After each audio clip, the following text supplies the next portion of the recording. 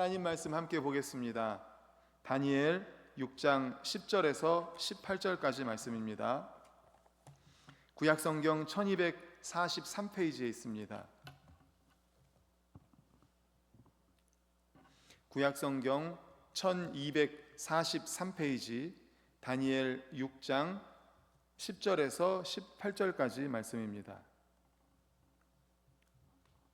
구약 1243페이지 우리 10절부터 18절까지 다 같이 읽겠습니다. 시작. 다니엘이 이 조서에 왕의 도장이 찍힌 것을 알고도 자기 집에 돌아가서는 윗방에 올라가 예루살렘으로 향한 창문을 열고 전에 하던 대로 하루 3번씩 무릎을 꿇고 기도하며 그의 하나님께 감사하였더라. 그 무리들이 모여서 다니엘이 자기 하나님 앞에 기도하며 간구하는 것을 발견하고 이에 그들이 나아가서 왕의 금령에 관하여 왕께 아뢰되 왕이여, 왕이 이미 금령에 왕의 도장을 찍어서 이제부터 30일 동안 누구든지 왕 외에 어떤 신에게나 사람에게 구하면 사자굴에 던져 넣기로 하지 아니하였나이까 하니 왕이 대답하여 이르되 이 일이 확실하니 메대와 바사에 고치지 못하는 규례니라 하는지라. 그들이 왕 앞에서 말하여 이르되 왕이여, 사로잡혀온 유다 자손 중에 다니엘이 왕과 왕의 도장이 찍힌 금령을 존중하지 아니하고 하루 3번씩 기도하나이다 하니 왕이 이 말을 듣고 그로 말미암아 심히 근심하여 다니엘을 구원하려고 마음을 쓰며 그를 건져내려고 힘을 다하다가 해가 질 때에 이르렀더라. 그 무리들이 또 모여 왕에게로 나와서 왕께 말하되 왕이여, 메대와 바사의 규례를 아시거니와 왕께서 세우신 금령과 법도는 고치지 못할 것이니이다 하니 이에 왕이 명령하매 다니엘을 끌어다가 사자굴에 던져 넣는지라. 왕이 다니엘에게 이르되 내가 항상 섬기는 너의 하나님이 너를 구원하시리라 하니라. 이에 돌을 굴려다가 굴 어귀를 막음에 왕이 그의 도장과 귀족들의 도장으로 봉하였으니 이는 다니엘에 대한 조치를 고치지 못하게 하려 함이었더라. 왕이 궁에 돌아가서는 밤이 새도록 금식하고 그 앞에 오락을 그치고 잠자기를 마다하니라. 아멘. 할렐루야. 아멘. 우리 주변에 계신 분들과 인사하겠습니다. 참 잘 오셨습니다. 인사하겠습니다. 참 잘 오셨습니다. 네, 참 잘 오셨습니다. 오늘은 다니엘 6장 10절에서 18절을 본문으로 다니엘의 하나님이라는 제목의 말씀으로 함께 은혜를 나누고자 합니다. 다니엘을 말씀드리면서 제가 계속해서 말씀드린 게 다니엘 하면 기도의 사람이라고 말씀드렸죠. 정말 다니엘은 기도의 사람입니다. 그런가 하면 다니엘은 감사의 사람입니다. 다니엘의 기도는 감사의 기도입니다.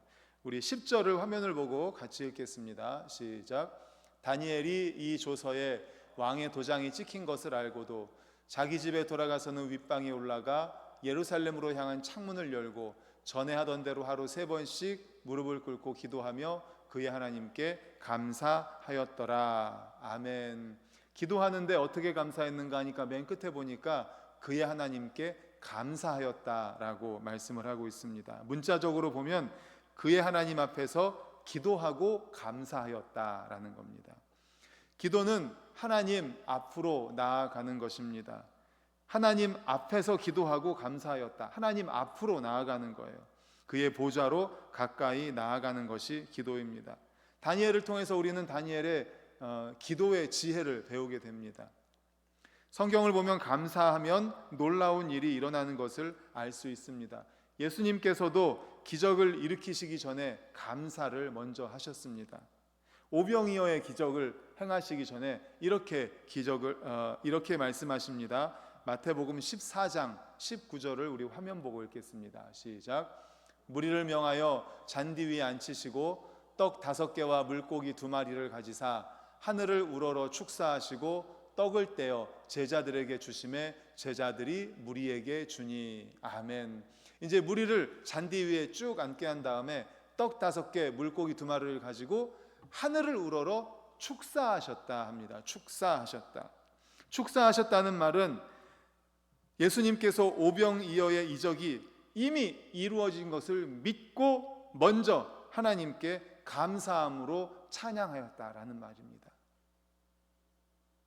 오병이어의 기적이 이제 앞으로 이루어질 건데 예수님은 이미 이루어진 것을 믿고서 감사하면서 찬양하고 기도했다는 거예요. 감사는 그렇습니다. 기적의 씨앗입니다. 기적의 마중물입니다. 감사하면 기적의 열매를 맺게 되고 기적의 샘물이 솟구쳐 오르게 됩니다. 그렇다면 다니엘의 감사의 기도의 특징은 무엇일까요? 오늘 본문에서 다니엘이 감사하였다고 했는데 그 기도의 특징이 무엇인가 하면 첫 번째로는 감사의 대상이 분명했습니다. 아까 읽었던 10절에 보면 그의 하나님께 감사했다라고 말합니다. 누구에게 감사했다고요? 하나님께. 다니엘은 하나님께 감사했습니다. 감사의 대상이 분명했습니다. 그는 정말로 감사해야 될 대상은 오직 하나님 한 분이라는 것을 알고 있었습니다.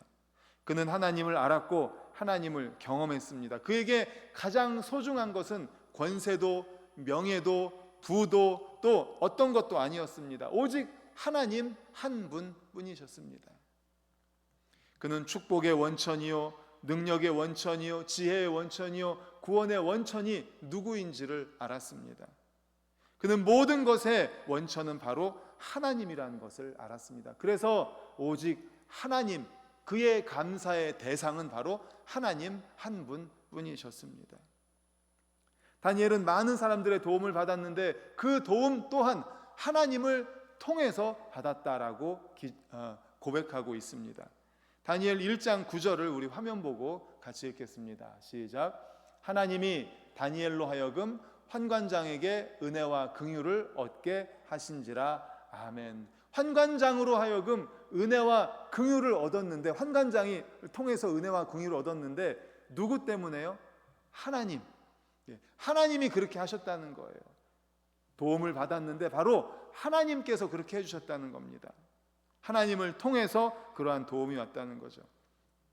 우리가 과거에 받은 모든 도움, 지금 받고 있는 도움, 또 앞으로 받게 될 모든 도움은 그러므로 하나님께로부터 온다는 사실을 기억할 수 있기를 간절히 축원합니다. 몇 주 전에 이 말씀에 대해서 과거에 하나님께서 베풀어 주신 우리는 과거의 은혜를 기억해야 됩니다. 또 현재의 축복을, 우리가 누리고 있는 축복을 기억해야 됩니다. 그리고 미래의 소망을 바라보면서 감사해야 됩니다. 그래서 지금까지 도와주신 무슨 하나님이요? 에베네셀의 하나님, 지금도 함께 하시는 임마누엘의 하나님, 우리의 미래 준비하고 계시는 여호와 이레의 하나님, 에베네셀의 하나님께서 과거에 베풀어 주셨던 은혜를 기억하고 감사하고, 현재 우리와 함께 하시면서 지금 우리가 누리고 있는 축복 임마누엘의 하나님께 감사하고, 미래 우리를 위해서 예비하고 계실 여호와 이레의 하나님, 그 소망을 바라보면서 감사할 수 있기를 간절히 축원합니다. 아멘. 오직 우리는 하나님께만 감사해야 됩니다. 우리의 감사의 대상은 하나님 한 분뿐입니다. 오직 하나님만이 모든 것을 합력하여 선을 이루게 하실 수 있고 우리의 상황을 역전시키실 수가 있습니다. 오직 하나님만이 환난 중에서 우리를 건져내실 수 있는 능력의 하나님이라는 사실을 기억하시기를 간절히 축원합니다. 아멘. 다니엘의 기도의 특징은 바로, 다니엘의 감사의 기도의 특징은 그 대상이 바로 하나님이라는 것. 그리고 두 번째, 다니엘의 감사의 기도의 특징은 범사에 감사한다는 겁니다. 범사에. 하나님이 가장 기뻐 받으시는 감사가 바로 범사에 감사하는 겁니다.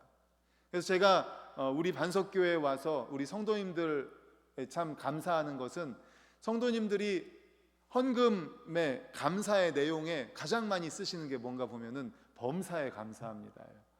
범사에 감사하는 것은 정말 귀합니다. 하나님이 가장 기뻐 받으시는 감사가 바로 범사에 감사하는 거예요. 하나님의 마음을 감동시키는 감사가 바로 범사의 감사입니다. 형통할 때만 감사하고 형통하지 않을 때는 감사하지 못한다면 하나님이 기뻐하실까요? 형통할 때만 감사가 아니라 형통하지 않을 때도 왜 감사할 수 있는가? 하나님으로 인해서 감사할 수 있는 거예요. 하나님 때문에. 우리가 감사절기 때마다 자주 묵상하는 말씀 있지 않습니까? 하박국 3장 말씀, 우리 17절 18절 우리 화면 보고 같이 읽겠습니다. 시작. 비록 무화과 나무가 무성하지 못하며 포도나무에 열매가 없으며 감람나무에 소출이 없으며 밭에 먹을 것이 없으며 우리의 양이 없으며 외양간에 소가 없을지라도 나는 여호와로 말미암아 즐거워하며 나의 구원의 하나님으로 말미암아 기뻐하리로다. 할렐루야. 아멘. 17절에 보면 다 없어요. 이것도 없고 저것도 없고 감사할, 기뻐할 그런 상황이 아닙니다. 그런데 18절에 보면 그렇지만 누구 때문에 기뻐하고 감사해요? 여호와 하나님.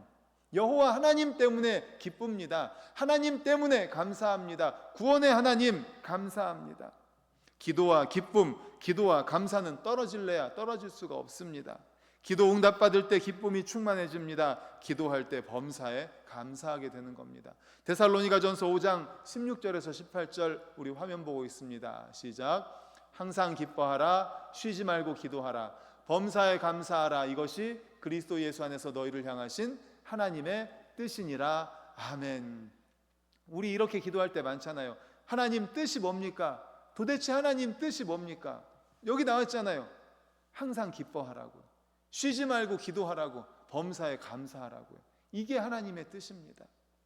하박국 말씀처럼 상황에 따라서, 우리의 상황에 따라서 감사하고 기뻐하고, 안 그랬다가 그렇지 않았다가 원망 불평했다가 하는 것이 아니라 항상 누구 때문에요? 하나님 때문에 기뻐하고, 항상 누구 때문에요? 하나님 때문에 감사하고, 하나님 때문에 기도하고, 하나님으로 인해서 감사하라는 것입니다.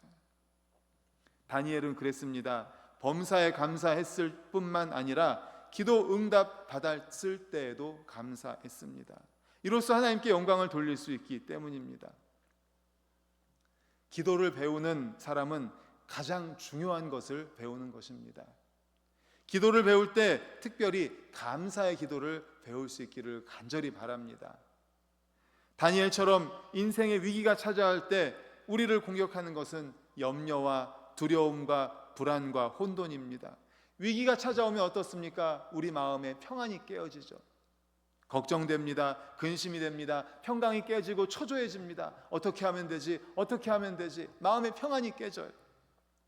다니엘은 지금 절체절명의 위기에 처해 있습니다. 우리가 아는 것처럼 이제 왕이 조서를 내렸잖아요.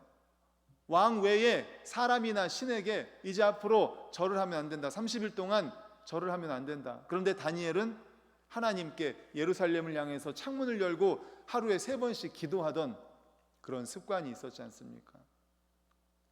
그런데 다니엘은 그 위기 앞에, 절체절명의 위기 앞에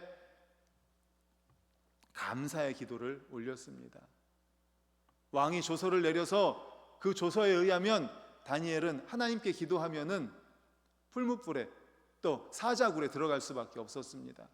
하지만 다니엘은 두려워하지 않고 절체절명의 위기에 오히려 감사의 기도를 드렸습니다. 하나님께 감사했습니다. 그 감사의 기도가 위기를 기회로 만듭니다. 감사드릴 때 우리는 하나님의 관점으로 사건을 보게 됩니다. 하나님의 섭리로 사건을 보게 됩니다. 다니엘은 감사하는 중에 자신의 생애를 인도해 주신 하나님의 손길을 보았을 것입니다. 그는 더 어려울 때도 그를 도와주신 하나님의 손길을 기억할 수 있었습니다. 그 순간 그는 자신의 위기 속에 하나님이 개입하시고 계시다는 사실을 확신할 수 있었습니다. 그렇습니다. 다니엘의 승리는 기도의 승리요, 특별히 감사의 승리인 줄로 믿습니다. 그러므로 우리 모든 성도님들도 기도로 승리할 수 있기를 간절히 축원합니다. 특별히 어떤 기도요? 감사의 기도, 감사의 기도. 감사의 기도로 승리하는 우리 모두가 되시기를 간절히 축원합니다. 아멘. 이제 16절에서 18절을 보면 다니엘이 그 앞의 내용이 뭔가 하면 말씀드린 것처럼 왕 외에 다른 신이나 사람에게 구하면은 사자굴에 들어가게 된다고 조서를 내렸어요. 그런데 보니까 다니엘은 그러한 상황임에도 불구하고 사자굴에 들어갈 것을 알면서도 어떻게 했습니까? 예루살렘을 향하여 난 창문을 열고 하루에 3번씩 기도합니다. 그것을 노렸던 거죠. 다니엘을 시기 질투하는 사람들이 다니엘은 그렇게 할 거라는 걸 알고 그것을 노렸고, 노린 대로 조서는 내려졌고 고칠 수가 없는데 다니엘은 그렇게 기도한 거예요. 그러니까 다니엘을 시기 질투하는 사람이 어떻게 합니까? 왕한테 가가지고 조서대로 왕을 사자굴에다가 다니엘을 사자굴에다가 쳐 넣어야 됩니다. 저것 보십시오. 왕이 내린 조서대로 하지 않는 저 다니엘. 왕은 다니엘을 사자굴에 넣지 않기 위해서 모든 힘을 썼습니다. 하지만 계속해서 시기 질투하는 사람들은 압력을 넣었습니다. 오늘 읽은 본문에 보면은 계속 몇 번을 이야기를 하는 겁니다. 다니엘을 사자굴에 넣어야 된다고, 왕이 내린 조서대로 하지 않는다고. 어쩔 수 없이 사자굴에 넣으라고, 법대로 해야죠. 본인이 도장을 찍어서 공포했으니까 공포한 대로 해야죠. 다니엘을 참수했던 신하들이 다니엘을 묶어서 끌고 옵니다. 그리고 사자굴에 던져 넣습니다. 그런데 왕이 그 옆에 서 있는 거예요. 보통 왕이라면 어떻게 했을까요? 저 높은 곳에 올라가 가지고 다니엘을 사자굴에 쳐 넣어라, 이렇게 명령하고 있겠죠. 그런데 이 왕은, 다리오 왕은 어떻게 했습니까? 다니엘 옆에, 사자굴 집어넣는 그 옆에까지 온 거예요. 말씀드렸지만 어떻게 해서든지 다니엘이 사자굴에 들어가지 않게 하기 위해서 애썼거든요. 다리오 왕은 다니엘을 얼마나 아끼고 사랑했는지 모릅니다. 그리고 던져지는 다니엘을 보면서 왕이 이렇게 말합니다. 우리 본문 16절을 화면 보고 읽겠습니다. 시작. 이에 왕이 명령하매 다니엘을 끌어다가 사자굴에 던져 넣는지라. 왕이 다니엘에게 이르되 네가 항상 섬기는 너의 하나님이 너를 구원하시리라 하니라. 아멘. 왕이 어쩔 수 없이 명령합니다. 다니엘을 끌어다가 사자굴에 던져 넣으라고. 그런데 그 사자굴에 들어가는 다니엘에게 왕이 뭐라고 말합니까? 내가 항상 섬기는 너의 하나님이 너를 구원하시리라. 왕이 이렇게 얘기한 겁니다. 왕이, 내가 항상 섬기는 너의 하나님. 다리오 왕은 다니엘의 삶의 스타일을 알고 있었던 거예요. 다니엘은 항상 너의 하나님을 섬겼다는 겁니다. 항상 다니엘의 하나님을 섬겼다는 거예요. 상황과 형편과 상관없이 한결같이 하나님을 섬겼다. 바로 다니엘의 삶의 스타일이 그랬다는 겁니다. 편할 때만 섬기고 시간 날 때만 섬기고 그렇게 한 것이 아니라 자기 목숨이 위태롭고 사자굴 속에 던져진다는 사실을 알면서도 변함없이 하나님을 섬겼습니다. 항상 한결같이 섬겼다는 것입니다. 하나님께서 언제나 우리를 사랑하시고 우리를 끝까지 사랑해 주시는 것처럼 우리도 항상 변함없이 섬길 수 있기를 간절히 소망합니다. 아멘. 다니엘이 조금이라도 흐트러진 그런 삶을 살았다면, 그리고 다니엘이 하나님에 대한 확고한 신앙의 자리에서 조금이라도 이탈했다면 다리오 왕은 이렇게 말하지 못했을 것입니다. 다시 한 번만 말씀을 보여주십시오. 16절 말씀. 세 번째 줄 다니엘에게 이르되, 세 번째 줄 다시 한번 읽어볼까요? 시작. 왕이 다니엘에게 이르되 네가 항상 섬기는 너의 하나님이 너를 구원하시리라 하니라. 아멘. 아멘. 그렇습니다. 괴로울 때나 즐거울 때나 기쁠 때나 슬플 때나 변함없이 하나님을 섬겼다는 거예요. 내가 항상 섬기는 너의 하나님. 내가 항상 섬기는 너의 하나님이 너를 구원하시리라. 이게 무슨 말입니까? 다니엘아, 지금 다리오 왕이 앞에서 말씀드렸던 것처럼 어떻게 해서든지 다니엘이 사자굴에 못 들어가게 하려고 애썼습니다. 다리오 왕은. 그럼에도 할 수 없었다. 내가 할 수 있는 건 다 해봤지만 안 된다. 아무 소용이 없다. 이제는 너를 하나님의 손에 맡긴다 라는 뜻 아니겠습니까? 또 이 말에는 항상 섬기는 하나님이 너를 구원해 주실 것이라는, 구원하시라는 소망도 있어요. 그 다리오 왕은 그러한 소망도 있었지만은 거기다가 또 구원하시리라 라고 되어 있습니다. 확신도 들어있죠. 구원해 주실 것이다 라는 예언적인 말도 들어있죠. 칼빈은 주석에서 이 부분을 어떻게 표현하고 있는가 하면, 다리오 왕이 다니엘에게 나는 너와 너의 생명을 하나님께 맡긴다.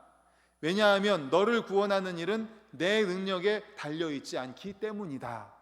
칼빈 주석에 보면 이렇게 나와 있어요. 다시 한번 읽어보겠습니다. 다리오 왕이 다니엘에게 이렇게 말했습니다. 나는 너와 너의 생명을 하나님께 맡긴다. 너무나 믿음 있는 말 아닙니까? 다리오 왕이에요. 다리오 왕이. 나는 너를 하나님께 맡긴다. 왜냐하면 너를 구원하는 일은 내 능력에 달려있지 않기 때문이다.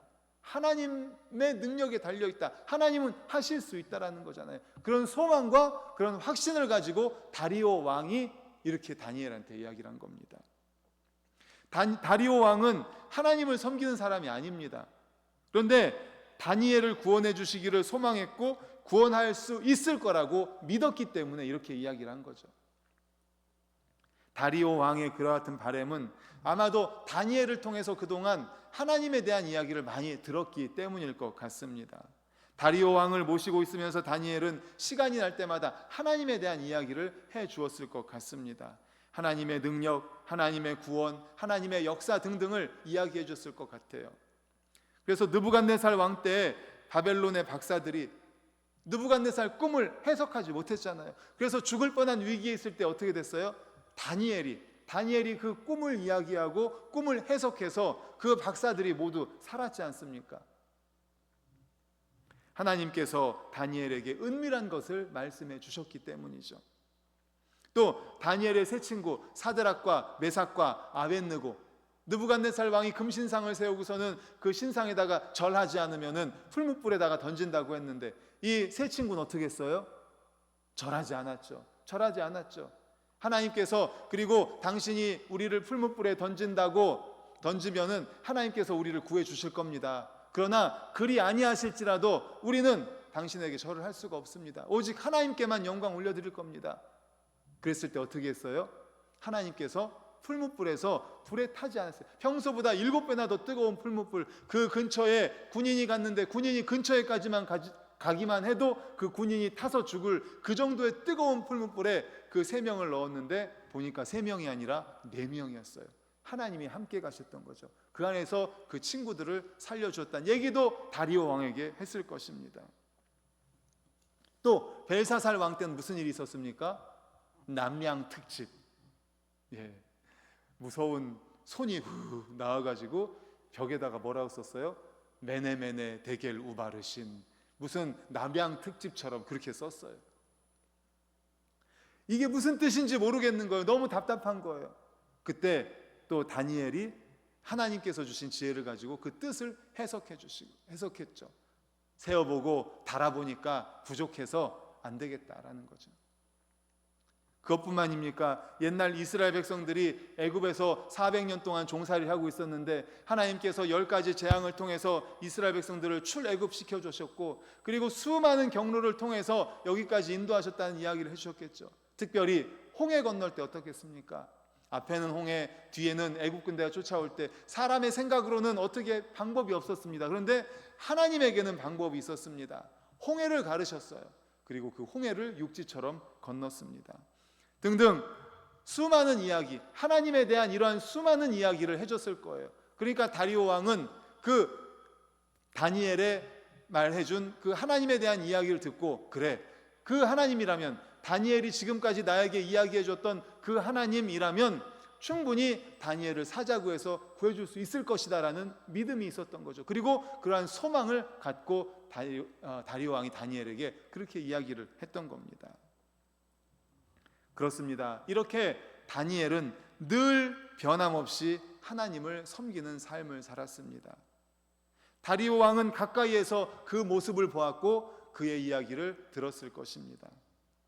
이러한 다니엘의 신실함을 익히 알고 있었기 때문에 그가 사자굴에 떨어져서 도저히 살아나올 수 없는 상황에서도 다니엘의 하나님이 사자굴에서 다니엘을 건져주시기를 소망했고 그렇게 하실 것이다 라고 믿으면서 이야기를 했던 것입니다. 사랑하는 성도 여러분, 우리도 다니엘처럼 우리가 항상 하나님을 섬기는 일에 변함없이 충성할 수 있기를 간절히 소망합니다. 다니엘과 같이 하나님을 섬기는 일에 내가 항상 섬기는 하나님, 따라 볼까요? 항상 섬기는 하나님. 다니엘이 그렇게 항상 섬겼던 것처럼 우리 성도님들도 항상 섬길 수 있기를 간절히 소망합니다. 하나님께서는 그러한 다니엘을 사랑해 주시고 사자굴에서 건져 주셨습니다. 우리도 마찬가지입니다. 하나님이 기뻐하시는 우리 모든 성도님들, 정말 하나님이 기뻐하실 기뻐하시도록 우리가 다니엘과 같이 항상 섬길 때 하나님께서는 우리의 문제들을 해결해 주시고 우리 마음 가운데 평강을 주시고 우리 마음속에 충만한 우리의 은혜를 허락해 주실 것을 믿으시기를 간절히 축원합니다. 아멘. 이 시간에 우리 함께 찬송하고 기도하도록 하겠습니다.